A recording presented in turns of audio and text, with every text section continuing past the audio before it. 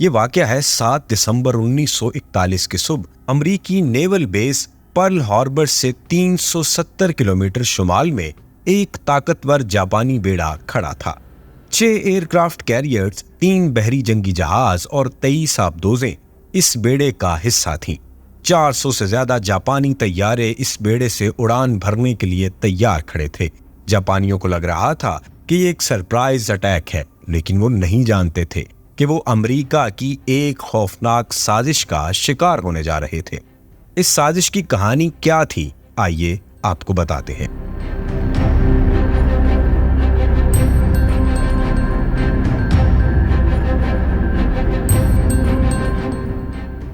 इस कहानी की शुरुआत पर्ल हार्बर पर हमले से 35 बरस पहले शुरू हुई थी। ये साल था 1905, जब जापान ने मशरकी एशिया में अपना ग्रेट एम्पायर कायम करना शुरू किया था। उस बरस जापान ने रूस को शिकस्त देकर कोरिया, जो कि उस जमाने में एक ही मुल्क था, इस पर कब्जा कर लिया था। चीन के भी कई इलाके इसने अपने कब्जे में कर लिए थे। इस जंग के बाद जापान तेजी से एक बहुत बड़ी ताकत बनता चला गया। अगले 35 सालों में जापान ने कोरिया से लेकर वियतनाम तक अपना बहुत बड़ा एम्पायर कायम कर लिया था। लेकिन जापान की इस बढ़ती हुई ताकत ने अमेरिका को खौफजदा कर दिया था। पैसिफिक ओशन में अमेरिका भी एक बड़ी ताकत बन रहा था। हवाई के जजायर, फिलिपाइन और गवाम पर उसका कब्जा था। अमेरिका जापान की बढ़ती हुई ताकत से खतरा महसूस कर रहा था और उसे किसी भी कीमत पर तबाह करना चाहता था। अमेरिका ने जापान को तबाह करने के लिए बड़े प्लान तैयार किए और इसके लिए चीन को हथियार बनाया। जापान ने 1937 में चीन से जंग शुरू कर दी थी। इसके इलाकों पर कब्जा भी कर लिया था। अमेरिका ने चीनी हुकूमत, जिसके सरबराह चियांग काई शेक थे, उसकी पूरी फौजी मदद शुरू कर दी। अमेरिका चीन को असलहा भी दे रहा था और अपने एजेंट्स को चीन भेजकर चीनी फौज को ट्रेनिंग भी दे रहा था। इसके अलावा अमेरिकी जासूस तैयारे पैसिफिक ओशन में घूम फिर कर चीन की भरपूर जासूसी भी करते रहते थे। जापान के खिलाफ कार्रवाइयों में बरतानिया और नेदरलैंड्स भी शामिल थे। पैसिफिक ओशन में मलेशिया बरतानवी कॉलोनी था और इंडोनेशिया पर नेदरलैंड्स का कब्जा था। ये दोनों मुल्क भी डरे थे कि अगर जापान एक बड़ी ताकत बन गया तो पैसिफिक ओशन में उनकी कॉलोनीज को छीन लिया जाएगा। तो अब दोनों मुल्कों ने अमेरिका के साथ मिलकर जापान को घेरना शुरू कर दिया। 1939 में जब दूसरी जंग अजीम शुरू हुई तो अमेरिका भी इस जंग में कूदने के लिए बेचैन था। वो एक तीर से 2 शिकार करना चाहता था। एक तरफ यूरोप में जर्मनी को शिकस्त देकर यूरोप को अपने कंट्रोल में लाना चाहता था और दूसरी तरफ जापान से जंग छेड़कर उसे तबाह करना चाहता था। लेकिन वो ये भी नहीं चाहता था कि जंग शुरू करने का इल्जाम उस पर लगाया जाए। जापान को जंग पर मजबूर करने के लिए अमेरिकी सदर रोजवेल्ट ने एक जबरदस्त प्लान बनाया। उस दौर में जापान अपनी जरूरत का 90% तेल अमेरिका, नेदरलैंड की कॉलोनी इंडोनेशिया और बरतानवी कॉलोनी मलेशिया से खरीदता था। अमेरिका ने इन मुल्कों के साथ मिलकर जापान को तेल की सप्लाई बंद कर दी। तेल की बंदिश के बाद जापान के पास अब उसके सिवा कोई चारा नहीं रह गया था। वो तेल सप्लाई करने के लिए इंडोनेशिया और मलेशिया पर कब्जा कर ले। इन दोनों मुल्कों पर कब्जा के लिए रास्ते में फिलिपाइन आता था, जो अमेरिका की कॉलोनी था, इसलिए इस पर भी पूरी तरह कब्जा होना जरूरी था। लेकिन फिलिपाइन पर कब्जे के लिए हवाई जजीरे में अमेरिकी नेवल बेस पर्ल हार्बर को तबाह करना जरूरी था, ताकि अमेरिका जापान के खिलाफ फौजी कार्रवाई ना कर सके। ये सब बातें जापानी कमांडर्स के जहन में थीं, लेकिन उन्हें मालूम नहीं था कि अमेरिका तो चाहता ही ये है कि जापान पर्ल हार्बर पर हमला करे और अमेरिका को ऐलान जंग करने का मौका मिल जाए। तेल की सप्लाई बंद होने के बाद जापानी कमांडर्स ने अमेरिका की मर्जी के ऐन मुताबिक जंग की तैयारी शुरू कर दी। पर्ल हार्बर पर इस अहम तरीन हमले की प्लानिंग का टास्क जापानी नेवी के सबसे तजर्बाकार एडमिरल इसरो यामामोटो को सौंपा गया। यामामोटो बहुत ही तजर्बाकार कमांडर था। वो अपनी जवानी के दौर में जापान में अमेरिकी सफारत खाने में मिलिट्री अताशी रह चुके थे। वो अमेरिका की फौजी ताकत और साजिशों को अच्छी तरह समझते थे। वो अमेरिकी साजिश को भांप गए और इन्होंने अपनी हुकूमत को मशवरा दिया कि वो पर्ल हार्बर पर हमला ना करे, वरना अमेरिका से मुकाबला मुश्किल हो जाएगा। लेकिन जापानी हुक्मरान किसी की सुनने पर तैयार ही नहीं थे। वैसे भी उन्हें तेल की अशद जरूरत थी। तेल की सप्लाई बंद होने के बाद वो अमेरिका से जंग का रिस्क लेने पर भी तैयार हो गए। यानी अमेरिकी प्लानिंग के ऐन मुताबिक काम हो रहा था। इन्होंने यामामोटो को हुक्म दिया कि वो हर सूरत पर्ल हार्बर पर हमले की तैयारी करे। मजबूर होकर यामामोटो ने वही किया जिसका उन्हें हुक्म दिया गया था, लेकिन वो खुश नहीं थे। अमरीकी नेवल बेस पर्ल हार्बर रियासत हवाई के जजीरे ओआहो पर कायम थी। ओआहो अमरीकी रियासत हवाई का तीसरा बड़ा जजीरा था। हवाई का दारुल हुकूमत होनोलुलु भी यही है। इस जजीरे में एक समंदरी घाटी के अंदर एक छोटा सा खुश्की का टुकड़ा है जिसे फोर्ड आइलैंड कहते हैं। इस टुकड़े और इर्द गिर्द की जमीन पर अमरीकी बेस पर्ल हार्बर कायम थी। इस तक पहुंचने के लिए तंग समुद्री रास्ता से गुजरना पड़ता था। इस तंगी के रास्ते की हिफाजत के लिए अमरीकी बहरी जंगी जहाज पेट्रोलिंग करते रहते थे। इस रास्ते की हिफाजत के लिए खास तरह के गेट भी बनाए गए थे जो रात को बंद कर दिए जाते थे। इसलिए इस बेस पर समंदरी रास्ते से नहीं बल्कि फिजा से हमला हो सकता था। इसलिए यामामोटो ने भी फिजाई हमले की तैयारी शुरू कर दी। जापान के पास इस हमले के लिए बड़े जबरदस्त जहाज थे जो जीरो फाइटर कहलाते थे। ये अपने दौर के जदीद तैयारे थे और दुश्मन के जहाजों को तबाह करने के लिए आइडियल थे। जापान में पर्ल हार्बर बेस के मॉडल्स बनाकर फाइटर पायलट्स को ट्रेनिंग दी गई। कई हफ्तों की मशक के बाद पायलट पर्ल हार्बर पर हमले के लिए तैयार हो गए। यामामोटो जिस हमले के प्लानर थे उन्हें जापान हेड ऑफिस में ही रहना था और समंदर से इसकी कमान वाइस एडमिरल नोगोमो के हाथ में थी।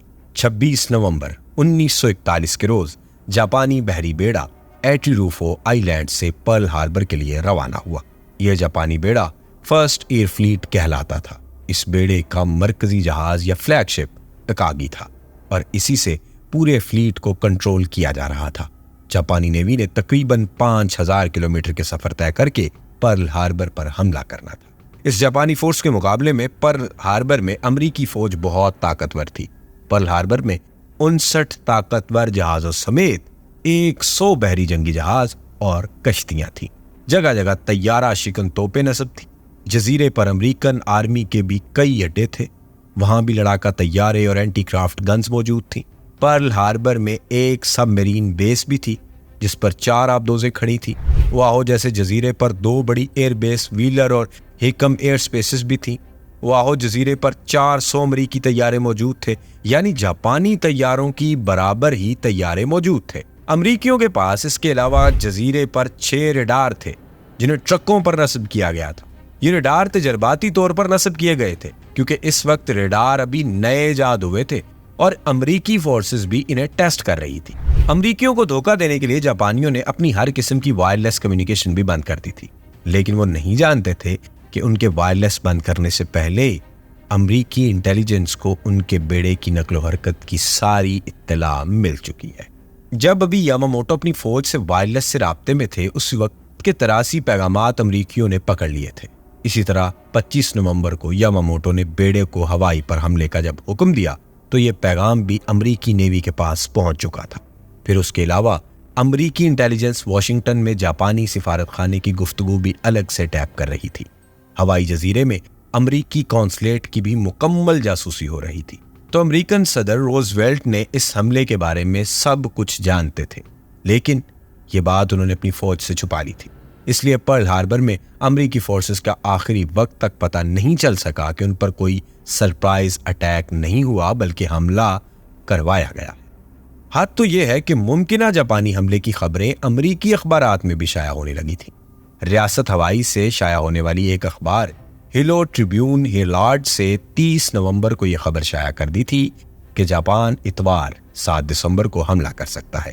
कहने को तो अमरीकी नेवी ने पैसिफिक ओशन में तमाम बहरी अड्डों को अलर्ट वार्निंग भेज दी थी, लेकिन यह वार्निंग बहुत रस्मी गैर संजीदा अंदाज में भेजी गई।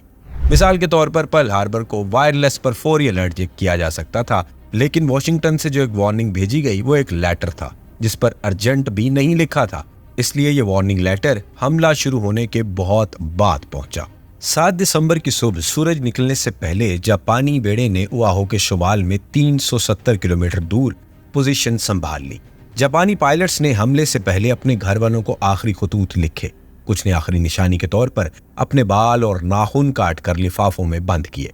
इस खत्तो किताबत के बाद आखिरकार हमले के लिए पर तोले जाने लगे, लेकिन इस लड़ाई में पहला फायर जापानियों ने नहीं अमरीकियों ने किया। वो इस तरह कि जापानी बेड़ा तो पर्ल हार्बर से बहुत दूर खड़ा था, लेकिन बेड़े के साथ मौजूद आबदोजें खामोशी से पर्ल हार्बर के धाने के करीब पहुंच गई थी।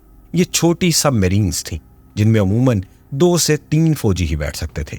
माइंस में टारपीडोज, समंदर की सतह पर ग्लाइड करने वाले बम नस्ब थे।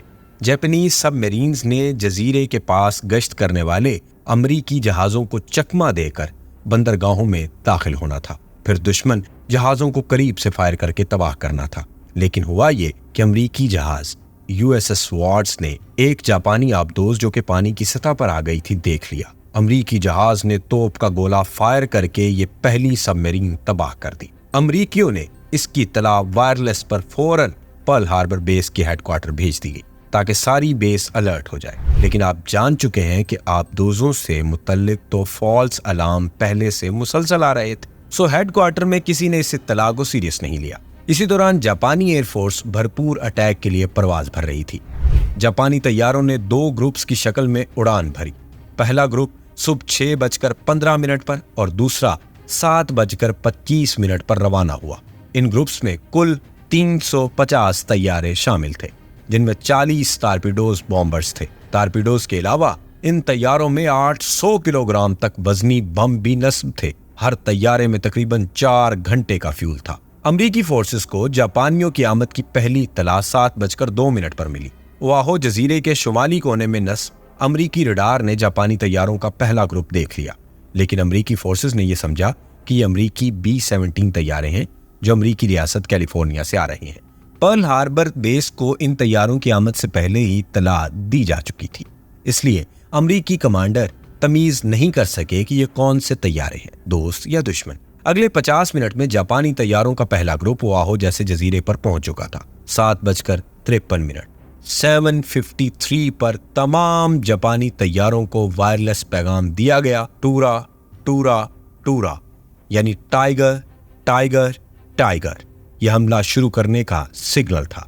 इस पैगाम के साथ ही जापानी तैयारों ने पूरी ताकत से बम बरसाना शुरू कर दिए। जापानी तैयारे अलग अलग ग्रुप्स में तकसीम हुए। कुछ ग्रुप्स ने एयरफील्ड्स पर हमला कर दिया और बाकी तैयारे पर्ल हार्बर में खड़े बहरी बेड़े पर बरस पड़े। जापानी तैयारों ने पहले ही हमले में अमरीकियों की मरकजी एयरबेस व्हीलर फील्ड को मुकम्मल तौर पर नाकारा कर दिया। वहां खड़े ज्यादातर तैयारे तबाह हो गए। इधर बाकी एयरफील्ड्स पर पर्ल हार्बर बेस भी हमले की जद में आ चुकी थी। इन बेसिस पर मौजूद ज्यादातर अमरीकी जहाज या तो तबाह हो गए या नुकसान की वजह से उड़ने के ही काबिल ना रहे। एयरफील्ड्स पर मौजूद कुछ अमरीकी मशीन गन्स ने जापानियों को निशाना बनाने की कोशिश की, मगर वो इन्हें ज्यादा नुकसान नहीं पहुंचा सके। चंद अमरीकी जहाजों ने परवाज भी की और कुछ दुश्मन तैयारों को गिराया भी, लेकिन हमलावर तैयारे तादाद में इतने ज्यादा थे कि चंद अमरीकी फाइटर प्लेन्स कर गए या भाग गए।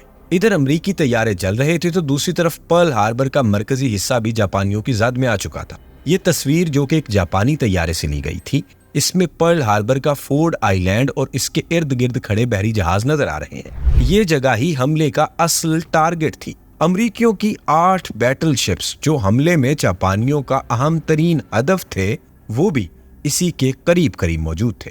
चुनाचे जापानियों ने अपनी पूरी बारूदी ताकत इस जजीरे और इसके गिर्द खड़े जहाजों पर फूंक दी। फोर्ड आइलैंड पर खड़े तमाम तैयारे तबाह कर दिए गए और बहुत सी इमारतें भी बमबारी से गिरा दी गई। तैयारों ने वहां मौजूद बहरी जहाजों से कुछ फासले पर समंदर में टारपीडोज गिरा दिए। ये टारपीडोज पानी पर फिसलते हुए आगे बढ़ते और जहाजों के निचले हिस्से से टकराकर फट जाते। फिर टारपीडोज का निशाना बनने वाले जहाजों पर ऊपर से सैकड़ों किलोग्राम वजनी बम गिरा दिए जाते। ये बम बहरी जहाजों की छतें तोड़ते हुए इंजन और बारूद का जखीरा तक पहुंचते और जब फटते तो जहाज के चीथड़े उड़ जाते। अमरीकी बैटलशिप USS एरिजोना एक ऐसे ही बम का शिकार होकर बुरी तरह तबाह हो गया। जहाज के हमले में 1177 1177 जवान और अफसर भी मारे गए। दूसरा हम जहाज बैटलशिप USS ओक्लाहामा था जो हमले के 429 लोगों के साथ गर्क हो गया। इधर अमरीकी जहाजों का हमला भी होशियार हो चुका था। बमबारी शुरू होने के 5 मिनट के अंदर कई जहाजों की तैयारा शिकन तोपों से जापानी तैयारों पर फायरिंग शुरू हो गई। इस मौका पर एक सियाफाम अमरीकी हीरो सामने आया जिसकी बहादुरी के किस्से आज तक सुनाए जाते हैं। ये सियाफाम हीरो था डोरी मिलर। वो नेवी में बावर्ची था और इसके पास फायरिंग की कोई ट्रेनिंग नहीं थी। इसके बावजूद उसने एंटी एयरक्राफ्ट गन ऑपरेट की और चंद जापानी तैयारे मार गिराए। इस बहादुरी पर उसे बाद में नेवी क्रॉस मेडल भी दिया गया। बहरहाल तैयारा शिकन तोपों की शदीद फायरिंग के बावजूद जापानी तैयारों का नुकसान बहुत कम हुआ। 8:50 8:50 पर जापानी तैयारों का पहला ग्रुप हमला करके रीफ्यूलिंग के लिए अपने बेड़े पर लौट गया, लेकिन अमेरिकी गनर्स को दम लेने का मौका ही नहीं मिला, क्योंकि 10 मिनट बाद ही 9 बजे तैयारों का दूसरा ग्रुप पर्ल हार्बर पर पहुंच चुका था। यह ग्रुप भी बगैर किसी ताखीर के अमेरिकियों पर टूट पड़ा। इस ग्रुप के कुछ तैयारे बाकी फोर्स से अलग होकर मशरिक में मौजूद एयर बेसिस पर हमलावर हो गए। उन्होंने वहां कई अमेरिकी जंगी जहाजों को खड़े खड़े तबाह कर दिया। इधर पर्ल हार्बर में अमेरिकी शिप्स भी दूसरे जापानी ग्रुप के बमों की जद में आ गई। इस हमले में एक और अमेरिकी बैटलशिप यूएसएस कैलिफोर्निया गर्क हो गया। तकरीबन 9:45 तक दूसरा जापानी ग्रुप भी हमला मुकम्मल करके अपने बेड़े पर लौट गया। इन 2 कामयाब हमलों ने पर्ल हार्बर बेस को काफी हद तक तबाह कर दिया।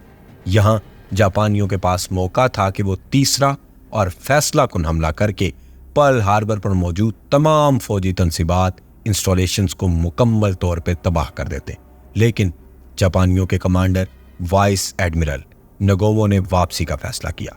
इसकी एक वजह यह थी कि जापानी बेड़े के पास फ्यूल बहुत कम रह गया था, फिर अमरीकियों की तरफ से जवाबी हमले का भी खदशा था। चुनांचे जापानी कमांडर ने इतने तबाही को ही काफी समझा और वापसी का हुक्म दे दिया। वो समझ रहे थे कि उनका मिशन कामयाब हो गया है, लेकिन वक्त ने साबित किया कि उनका फैसला बहुत बड़ी गलती थी। पर्ल हार्बर में अमरीकी नेवी के फ्यूल डिपो, जिनमें 65 करोड़ लीटर तेल था, वो हमले में बिल्कुल महफूज रहे थे। इस तरह पर्ल हार्बर में जहाज रिपेयर करने वाली सारी मशीनरी और आबदोजों की बेस भी महफूज रही थी। अमेरिका के 3 एयरक्राफ्ट कैरियर यूएसएस इंटरप्राइज, लिंगस्टन, लेक्सिंगटन और साराटोगा भी हमले के वक्त पर्ल हार्बर में मौजूद नहीं थे, या शायद अमेरिकी सदर ने जानबूझकर उन्हें पर्ल हार्बर से बाहर भेज दिया था, इसलिए ये तीनों भी बच निकले। यूं जापान को फैसलाकुन फतह नहीं मिल सकी, अलबत्ता अमेरिकियों का वक्ती नुकसान खासा हुआ। उनके 21 बहरी जहाज और 188 तैयारे तबाह हुए, जबकि 159 को नुकसान पहुंचा। 2335 अमरीकी जवान और अफसर हलाक और 1143 जख्मी हुए। इसके मुकाबले में जापानियों के महज 29 तैयारे और 4 छोटी आबदोजें तबाह हुई। एक 5वीं आबदोज साहिल पर फंसकर और चट्टानों से टकराकर डूब गई थी। इस आबदोज के अमले का एक रुकन मारा गया था, लेकिन दूसरा जिंदा गिरफ्तार हो गया था। पर्ल हार्बर पर हमले में सिर्फ 64 जापानी मारे गए थे। पर्ल हार्बर हमले के बाद जापान ने फिलिपाइन, इंडोनेशिया और मलेशिया पर कब्जा कर लिया, लेकिन रोजवेल्ट के प्लान के ऐन मुताबिक अमरीकियों ने पर्ल हार्बर में अपना ऑयल डिपो और मशीनरी की मदद से अपने बहरी बेड़े फिर से खड़ा किए। इस हमले का फायदा उठाकर 8 दिसंबर को अमेरिका ने जापान और चंद दिन के बाद जर्मनी के खिलाफ भी जंग शुरू कर दी। यूं अमेरिका दूसरी जंग अजीम में शामिल हो गया और यह जंग जीतकर दुनिया की नंबर 1 सुपर पावर बन गया। आपको हमारी वीडियो कैसी लगी कमेंट्स में जरूर बताइए। 1965 की जंग पर हमारी शानदार वीडियो इस लिंक पर देखें। यहां जानिए टीपू सुल्तान की कहानी और इस लिंक पर क्लिक करके हिटलर की दास्तान देखिए।